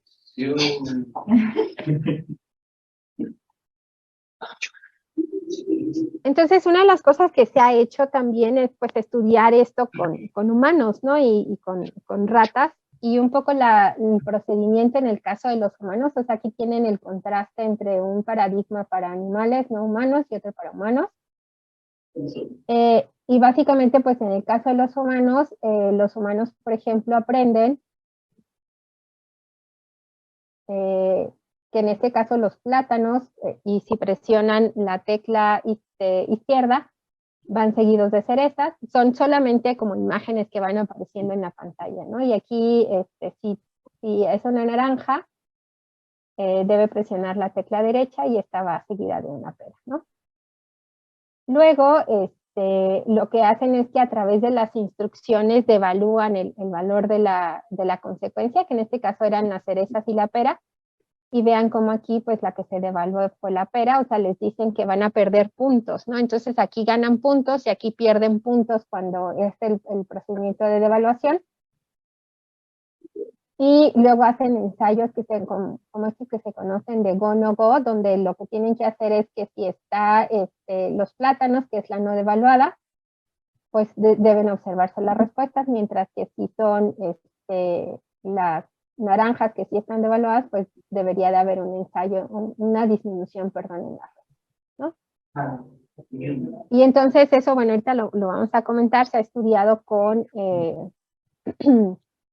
humanos y se ha encontrado que hay, por ejemplo, diferencias con personas que tienen trastornos obsesivos compulsivos. O sea, que estos mecanismos en los humanos son diferentes cuando tienen o no trastorno obsesivo compulsivo. Y como les decía hace un momento, para la pregunta que hacía uno de sus compañeros, es que existen ciertos factores en el entorno que van a favorecer la formación de hábitos y de conducta dirigida a metas, ¿no? Entonces, por ejemplo, cuando el entrenamiento es muy largo, se cree que, o se ha observado que se tienden a formar hábitos, ¿no? Y entonces se genera esta insensibilidad que les mostré acá. Esta de aquí, esta de acá, para ser sensibles pues a los procedimientos de evaluación. Entonces, un factor importante pues es la duración del entrenamiento. El otro elemento importante es que el tipo de entrenamiento o cuando se utilizan más de una respuesta, o sea, una relación respuesta-consecuencia, se tiende a favorecer la conducta dirigida a metas, ¿no? A pesar de que haya un entrenamiento prolongado como este que les había mostrado aquí.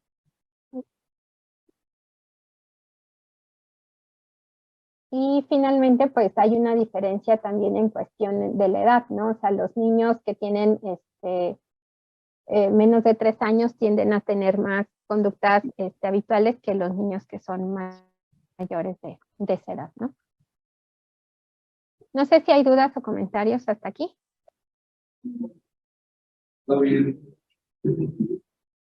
Bueno,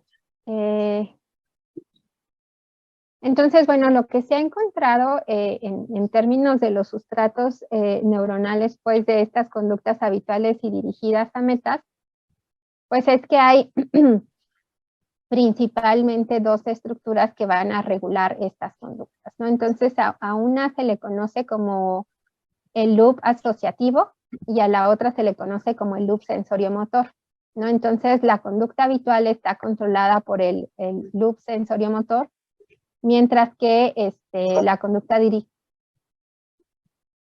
¿Sí? Sí.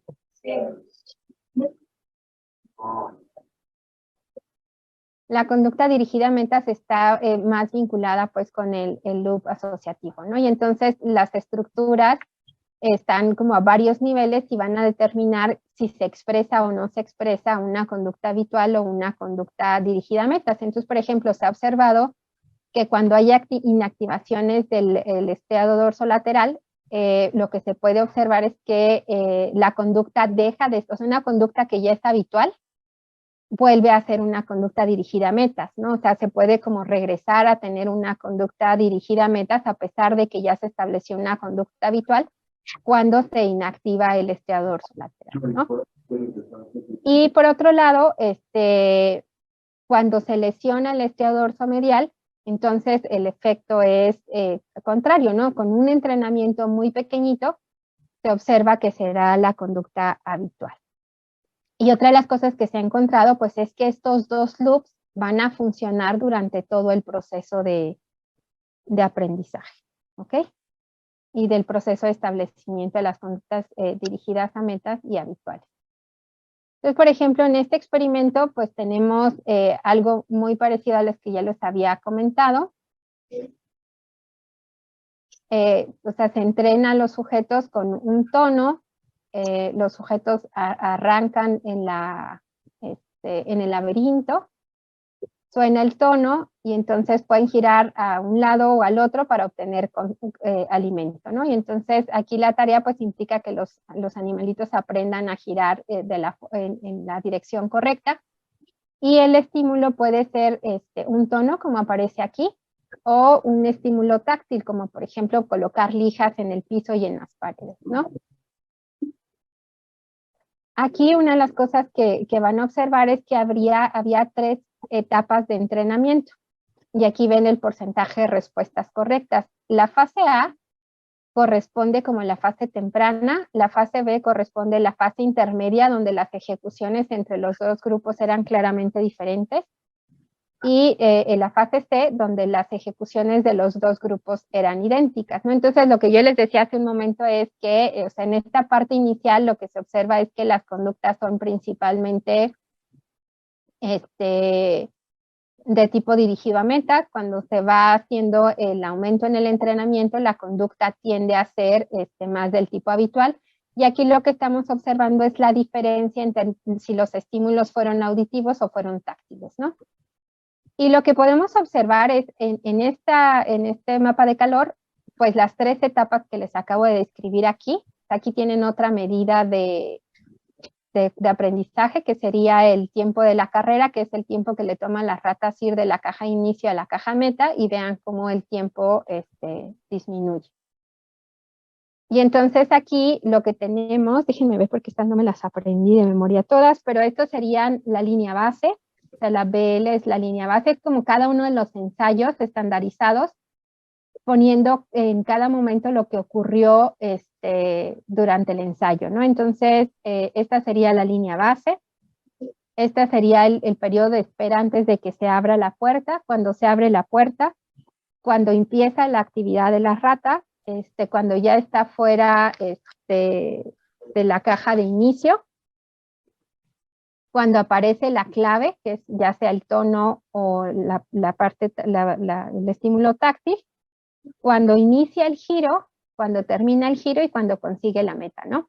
Y entonces, una de las cosas que se ve es que la activación de las diferentes, en las diferentes fases pues, del ensayo va cambiando en algunos casos, en el estriado dorsolateral se va haciendo más intensa, mientras que en el estriado dorsomedial tiene su mayor expresión en la parte intermedia del entrenamiento. Entonces, lo que se cree es que, como les decía hace un momento, los dos loops funcionan de forma paralela, pero el loop sensoriomotor tiene su mayor actividad cuando la conducta es habitual y el loop asociativo o de aprendizaje tiene su mayor activación en la parte intermedia del entrenamiento, ¿no? Entonces, bueno, pues estos experimentos lo que muestran es el sustrato neuronal de lo que serían las conductas habituales y las conductas dirigidas a metas. O sea, una de las cosas que pues comentarles es que este es solo un ejemplo, ¿no? Actualmente hay muchos experimentos y estudios sobre la distinción entre estos tipos de comportamientos y, como les decía hace un momento, pues se cree que son el sustrato para explicar padecimientos como el trastorno obsesivo compulsivo, las adicciones a las drogas, ¿no? Bueno, en este caso aquí, la cuestión importante tiene que ver con lo que les comentaba con los programas de reforzamiento como algo que puede favorecer la expresión de la conducta habitual o la conducta dirigida a metas. Los programas de reforzamiento no son otra cosa más que la regla bajo la cual se va a administrar el reforzamiento en los programas de condicionamiento instrumental. Entonces, en este panel de la izquierda, lo que ustedes pueden ver es que se utilizaron para 2 grupos de ratas 2 programas de reforzamiento, ¿no? Un programa de razón que implica que las respuestas determinan totalmente la administración del reforzador, mientras que en los programas de intervalo, los sujetos tienen que esperar un periodo de tiempo y después de que se cumple el periodo de tiempo, la emisión de la primera respuesta es lo que produce el reforzador, ¿no? Y aquí lo que ven es la tasa de respuestas por minuto a lo largo de todas las fases de entrenamiento y entonces tienen reforzamiento continuo. O sea, en estas 3 primeras sesiones los 2 grupos tenían el mismo criterio de reforzamiento, pero a partir de la 4ª sesión cambia y entonces uno es reforzado en un programa de razón y el otro es reforzado en un programa de intervalo, ¿no? Aquí de nuevo tienen otras medidas de comportamiento, por ejemplo, las entradas de la cabeza al comedero, el número de reforzadores que ganaban por minuto, ¿no? O sea, cuando cambian los programas, pues el número de reforzadores tienden a disminuir. ¿Por qué? Pues porque hay que dar más respuestas para poder conseguir el reforzador. Y aquí tienen el número de reforzadores por cada una de las presiones a la palanca, que es exactamente lo mismo o algo muy parecido que lo que se observa aquí, ¿no? Luego realizaron un procedimiento de evaluación como el que ya les comenté, y lo que observaron, y que es algo que también se observa típicamente en la literatura, pues es que cuando se utilizaron programas de intervalo, vean cómo el efecto de devaluación, es decir, la disminución en la respuesta devaluada, que sería esta de aquí, no ocurre, ¿no? Estos son los grupos de intervalo. Mientras que cuando se utilizó programas de razón, vean cómo sí hay una diferencia, ¿no? No sé si hasta aquí vamos bien. Y aquí tienen la misma gráfica, pero con los datos estandarizados, ¿no? Entonces, aquí el punto importante es que cuando utilizaron dos cepas de ratas que tenían un knockout para los endocannabinoides. Encontraron que había una diferencia que era provocada también por la inactividad de estos tipos de neurotransmisores. Y entonces aquí, pues lo que ustedes pueden observar es que en el wild type, cuando todos fueron entrenados en programas de intervalo, como pueden ver en las gráficas, pues lo que se observa es lo que ya les había descrito para el experimento anterior, esto que habíamos visto acá. Pero vean lo que pasa cuando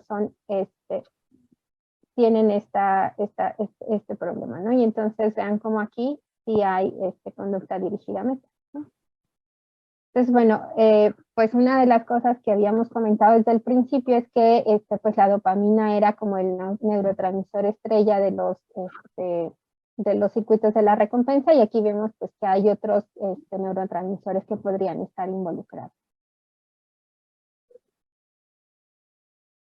Y finalmente, que serían los receptores CB1, ¿no? Que son los que están involucrados y que son indispensables pues para la formación de conductas habituales. Se encuentran principalmente en el estriado y principalmente en el estriado dorsolateral, ¿no? Que es una de las estructuras que ya habíamos mencionado hace un momento, ¿no? Y bueno, lo que se encontró es que cuando se administran de manera crónica, pues estos van a tender a favorecer la formación de conductas habituales, ¿no? Y pues la conclusión que tienen ellos es que la plasticidad necesaria pues para que se puedan establecer el aprendizaje pues tiene que ver con estos neurotransmisores.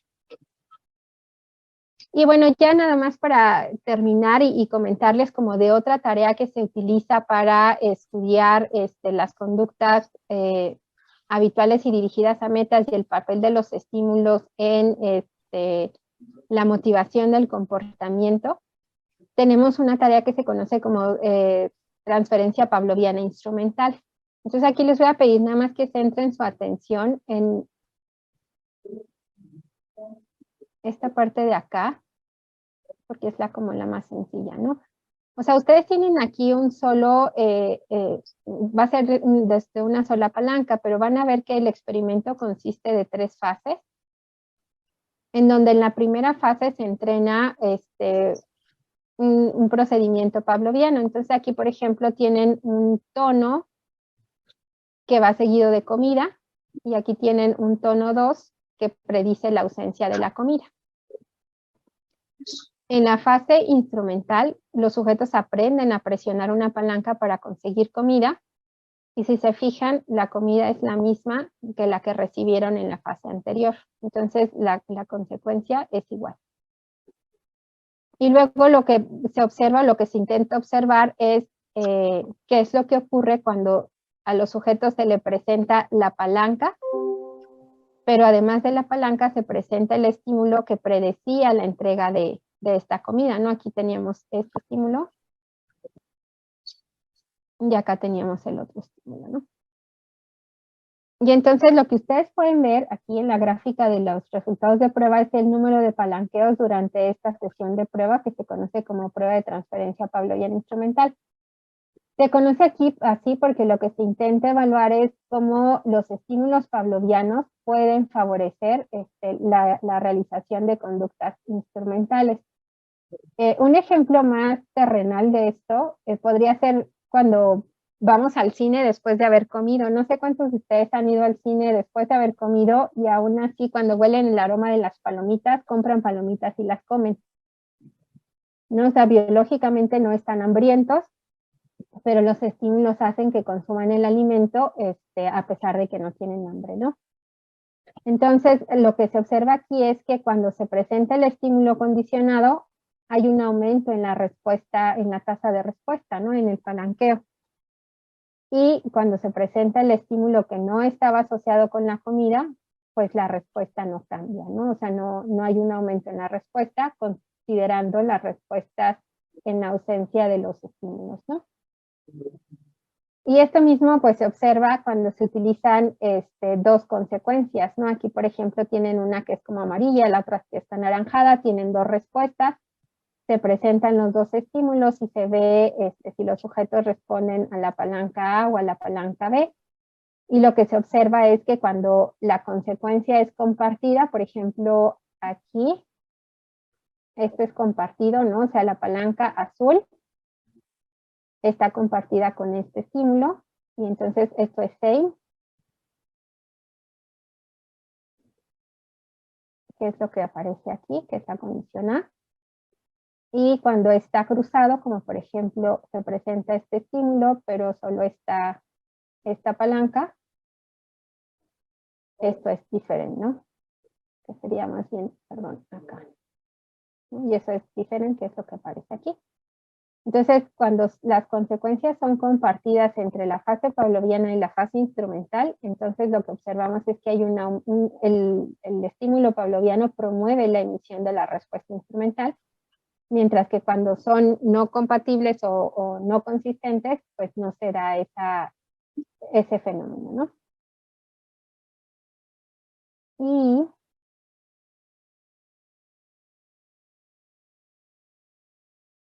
pues lo que se ha tratado de estudiar es cómo estas tres cosas se pueden integrar, ¿no? Entonces, lo que ya habíamos visto pues de los hábitos y la conducta dirigida a metas, lo que nos permite observar es que, bueno, existen no solo asociaciones respuesta-consecuencia y estímulo-respuesta, sino que la representación de los estímulos que predicen la llegada de la consecuencia, en el caso de la parte de transferencia pavloviana instrumental, van a favorecer las respuestas que están asociadas a la misma consecuencia en términos de la respuesta, ¿no? Es lo que les acabo de mostrar. La otra cosa que se ha observado pues es que las conductas dirigidas a metas van a ser flexibles, van a ser sensibles a las consecuencias que tiene el comportamiento, son sensibles a los cambios en la motivación y se observan principalmente en la parte inicial de los procesos de aprendizaje, ¿no? Mientras que los hábitos son inflexibles, son insensibles a la consecuencia que producen, a los cambios motivacionales, y se cree que están presentes más bien en estados tardíos, ¿no? No sé si hasta aquí hay algún comentario o alguna pregunta. No, doctora, todo bien. Ok. Entonces, un ejemplo de lo que se ha observado en este tipo de conductas dirigidas a metas y habituales es algo que se conoce como el deslizamiento de la acción, ¿no? O sea, por ejemplo, cuando ustedes entran a la cocina, pues regularmente una de las cosas que pueden hacer es lavarse las manos para cocinar, ¿no? Y entonces esto se ha repetido sistemáticamente pues en muchas ocasiones, ¿no? Pero imagínense que un día olvidan las llaves en algún lugar, las están buscando y entran a la cocina y de repente se encuentran que se están lavando las manos, ¿no? Y esto pasa, o es lo que se conoce como el deslizamiento de la acción, porque los estímulos lo que están haciendo pues es promover las respuestas que regularmente ocurren en ese lugar, y que en este caso pues están mostrando la insensibilidad de la conducta a la recompensa o a las consecuencias, ¿no? En este caso pues lo que se esperaría es que ustedes tuvieran claramente que están buscando las llaves y esto no ocurriera, ¿no? Entonces, bueno, nada más como para que quede claro, pues como les he mencionado antes, pues el trastorno obsesivo compulsivo parece ser algo que está relacionado con las conductas habituales, ¿no? Y entonces, por ejemplo, pues se habla de actos que son recurrentes, por ejemplo, que no tienen sentido, que son estereotipados, que no son sensibles a las consecuencias, etcétera, ¿no? O sea, que no son placenteros por sí mismos, ni dan ni dan lugar a actividades que son útiles por sí mismas, es decir, no son sensibles a la recompensa.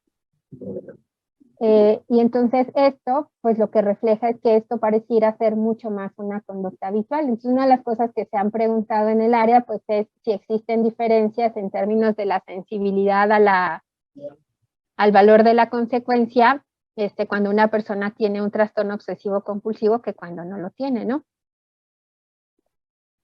Y aquí, pues lo que se ha observado es esta tarea que les comentaba hace un momento, donde tienen, por ejemplo, las uvas, presionan la tecla derecha y entonces son cerezas y ganan puntos. Manzanas, tecla izquierda, y entonces aparece la sandía y ganan puntos, ¿no? Entonces, una vez que se da este procedimiento de discriminación, que es esta fase de aquí, se da después la devaluación de la consecuencia, donde esta X implica no otorgar puntos o descontarlos, y luego se van presentando pues los estímulos iniciales, ¿no? Aquí, por ejemplo, lo que ustedes pueden observar es cómo es la ejecución de un grupo control y de un grupo que tiene un trastorno obsesivo compulsivo, y pueden observar que la ejecución o la adquisición de la tarea es muy similar. Pero cuando se realiza la devaluación, vean qué es lo que pasa con el grupo que tiene el trastorno obsesivo compulsivo. Los sujetos de comparación muestran el efecto de devaluación, mientras que los que tienen el trastorno obsesivo compulsivo no muestran este efecto, ¿no? Están siendo más o mostrando más bien conductas habituales, ¿no? Y básicamente, pues esto lo que sugiere es que los pacientes con trastorno obsesivo compulsivo pues tienen una dificultad para responder cuando o sea, no dejar de responder cuando la consecuencia se devalúa. Y la otra cosa que encontraron fue haciéndoles preguntas, es que, o sea, tienen problemas pues para calcular la probabilidad la posibilidad de sentir arrepentimiento por sus decisiones, y que podría estar más asociado con el sistema respuesta-consecuencia, ¿no?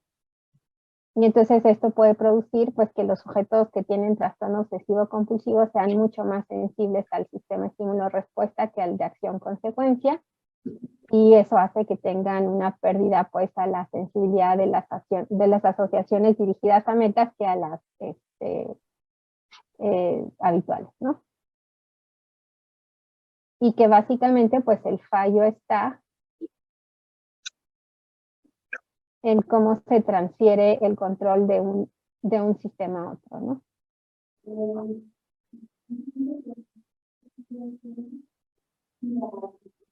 Y bueno, ya para terminar, pues otros de los factores que se ha visto que promueven el control habitual, pues es la exposición a drogas, al alcohol, el estrés. Por ejemplo, hay muchos estudios sobre la exposición a dietas que son altamente calóricas. Ahí, por ejemplo, hay muchos estudios donde se utilizan lo que le llaman las dietas de cafetería y les dan a las ratas diferentes tipos de alimentos, y ven que eso puede favorecer las conductas habituales, ¿no?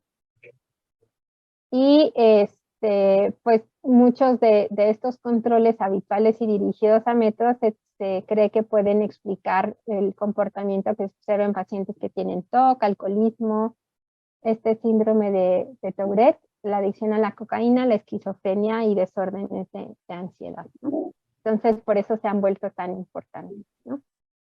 Y pues esto solo es como un panorama general de lo que se hace en el área y de cuáles son los procedimientos que se utilizan, pero pues evidentemente hay muchos más trabajos con diferentes técnicas para evaluar cómo se da el control habitual y dirigido a métodos, ¿no? No sé si hay hasta ahí algún comentario, pregunta. Y eso sería todo. Yo tengo una pregunta, doctora. Sí. Bueno, mi pregunta es, en estas tareas de condicionamiento operante, pues hay muchos componentes involucrados, ¿no? La parte del valor de la recompensa, la parte de la motivación, la parte de la atención, de percibir el estímulo condicionado, y la parte de la memoria y el aprendizaje, ¿no? Entonces, ¿cómo puedes tú discriminar si en la tarea que estás evaluando cuál de esos componentes es el que está afectado para producir el cambio en la conducta? Bueno, en particular me interesa a mí cómo puedes aislar el componente motivacional, Porque, por ejemplo, la parte de la recompensa hedónica en roedores, o sea, podrás ver está afectada con la prueba de preferencia de glucosa, ¿no? Y la Ujú. parte de la atención, cambiando el tiempo de exposición al estímulo condicionado, tal vez, para ver si están atentos a percibir el estímulo. Pero, bueno, mi pregunta es si hay, ah, sí, ¿cómo estudias específicamente si es la parte motivacional la que está afectada? Sí, a ver, lo que pasa es que la pregunta es compleja y requiere respuestas complejas. Una de las cosas, es cierto lo que dices, o sea, cuando tú tomas a un organismo, debes estar consciente pues que no es solo el proceso que a ti te interesa lo que está ocurriendo en el organismo, ¿no? Sino que hay muchos procesos que ocurren de manera simultánea. En el área de aprendizaje, se ha estudiado, se ha tratado de determinar cómo influyen todos estos factores que tú mencionas en el comportamiento. Entonces, por ejemplo, tú de alguna manera tratas de asegurar que los animales estén en un estado motivacional adecuado, porque cuando haces, por ejemplo, el entrenamiento, aquí, una de las cosas que comúnmente vas a encontrar es que hay privación de alimento, ¿no? Y eso asegura que motivacionalmente los animales realicen la conducta instrumental para poder obtener el alimento, ¿no? O sea, si no estuvieran privados de alimento, estarías mucho más como en los experimentos que vimos de Tolman, ¿no? O sea, donde la motivación pues no está presente. No sé si ahí es hasta esa parte lo de la motivación queda claro. Sí, Ok. La otra cosa que tú observas es que cuando tienes un entrenamiento instrumental, hay una curva típica, ¿no? Y que tiene una forma muy parecida a esta. Cuando nosotros llegamos a la asíntota, pues lo que creemos es que el sujeto ya ha aprendido todo lo que tiene que aprender de la tarea, ¿no? O sea, ya hizo una curva de aprendizaje y entonces de aquí para acá, o sea, si tú siguieras esto, pues esto no va a cambiar, ¿no? No sé si hasta aquí vamos bien. sí. Ok. En la parte de la atención, no se mide un poco como lo que tú decías en términos del tiempo del estímulo, porque lo que se ha visto es que esto tiene un papel también en el aprendizaje, sino, por ejemplo, una de las cosas así que te va a hacer más sentido es la intensidad del estímulo, ¿no? O sea, y eso afecta a una propiedad que nosotros conocemos como saliencia, que tiene que ver, como saliencia, que tiene que ver con la idea de que estímulos que son más intensos van a producir mayor atención que estímulos que son poco salientes o poco intensos, ¿no? Que van a producir una cantidad de atención menor. Sin embargo, no son los únicos factores que van a afectar la atención. Se ha visto que el aprendizaje puede afectar qué tanta atención pone un organismo a los estímulos, ¿no? Por ejemplo, entonces no es solo en términos de las características físicas del estímulo, sino también es dependiente de los procesos de aprendizaje. No sé si esto responde a tu pregunta.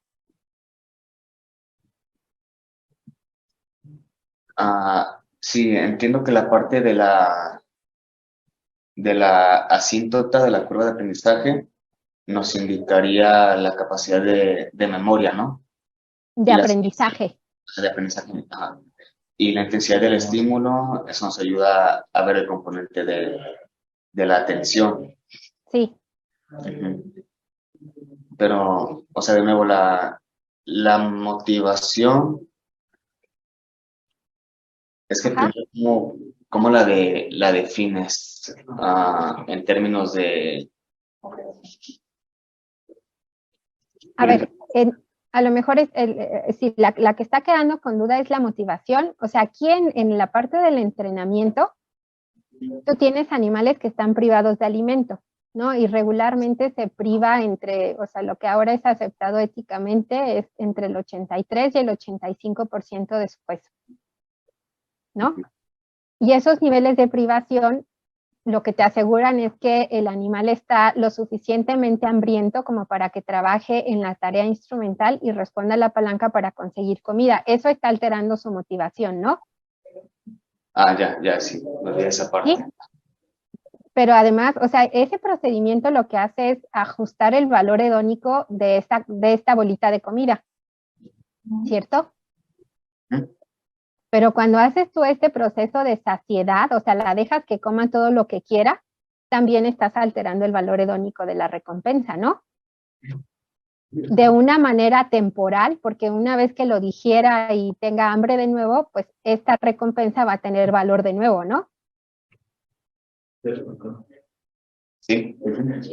Pero, por ejemplo, si lo haces mucho más permanente utilizando el condicionamiento de aversión a sabores, donde es mucho más difícil que los sujetos vuelvan a consumir el alimento, al menos te va a tomar 2 o 3 sesiones donde los expongas a la comida, ellos la prueben y vean que no hay el malestar, entonces la van a volver a preferir, pero este procedimiento es mucho más permanente y aquí estás alterando tú a través del aprendizaje el valor motivacional, ¿no? ¿Sí me explico? Sí, lo que entiendo es que con esta privación de alimento estás igualando en todos los animales el componente de la motivación. Pero, o sea, mi pregunta es, no quieres aislar ese componente, sino que lo que quieres es medir ese componente. O sea, ¿tú quieres medir cómo la privación afecta la motivación? No, medir si ese componente de la motivación, independiente de la atención o la recompensa hedónica, el que está afectado.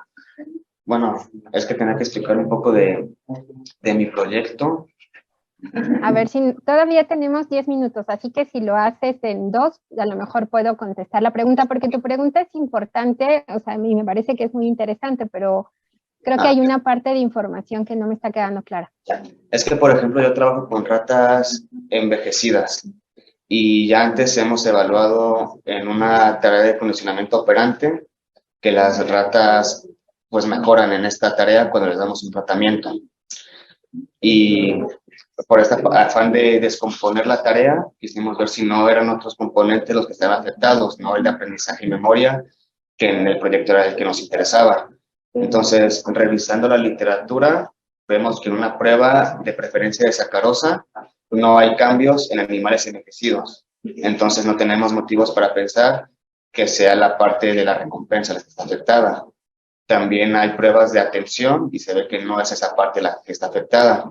Entonces nosotros inclinamos que es como la motivación de los animales para involucrarse en la tarea, que puede ser lo que está haciendo que mejoren esta prueba. Y también tenemos resultados de la prueba de rueda de actividad locomotora. Los animales viejos disminuyen su actividad locomotora y los animales tratados con este neuroestimulante que estamos usando aumentan el tiempo que pasan en la rueda. Entonces nosotros pensamos, es porque los animales están más motivados para hacer la tarea, más motivados para subirse a la rueda.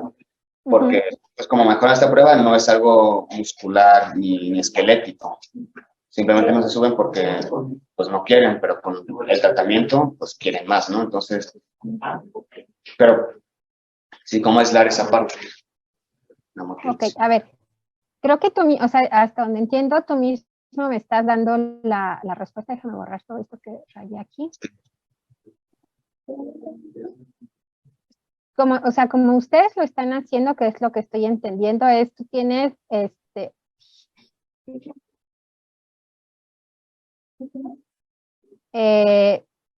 neuroestimulante. Ajá. Y asumo que tienes un control, ¿no? Sí. Y entonces tú tienes una tarea de condicionamiento instrumental, que me imagino que consiste en que las ratas solo presionan la palanca. Ajá. ¿Están privadas de alimento? Sí. Ok, entonces, o sea, aquí voy a ponerlo, voy a inventar, o sea, tú estás asumiendo que en términos motivacionales estás estableciendo las condiciones para que tanto este como este respondan, ¿no? Sí. Ok. Ahora, tú me dices, pues es que yo creo que si hay una diferencia aquí o no la hay, eso puede ser explicado por otras cosas, ¿no? Ujú. Y entonces haces como esta estrategia muy en el estilo del área, ¿no? Que es, pues hago una prueba de atención, hago una prueba motora, y haces tantas pruebas como factores crees que pueden afectar el resultado que estás teniendo aquí, ¿no? Sí. Lo único que yo te diría es que aquí tienes que asegurarte pues que estas pruebas miran el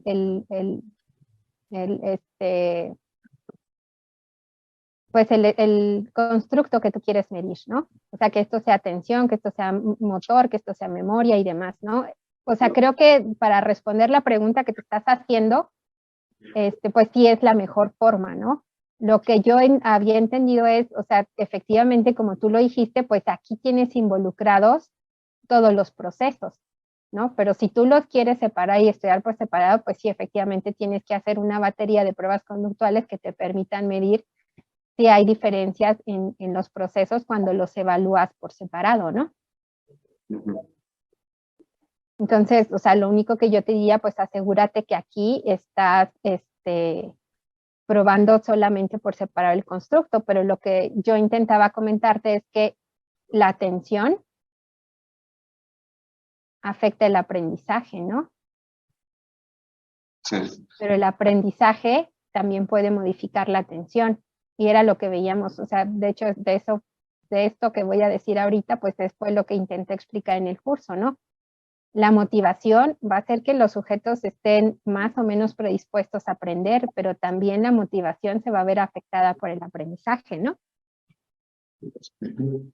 Y pues también están relacionados, ¿no? Y aquí nos falta la memoria, ¿no?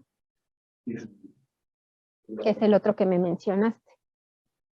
Sí. Entonces, yo lo había entendido más por este lado. O sea, si tú lo que dices es que quieres evaluarlas por separado, yo te diría, pues sí, evalúas, o sea, sí es lo más adecuado porque quieres saber si hay diferencias en las otras, o sea, independientemente en cada una de los procesos, ¿no?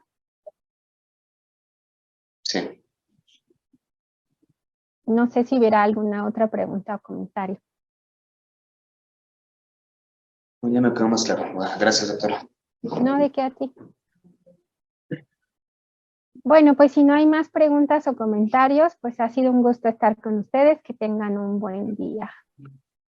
Gracias. Gracias.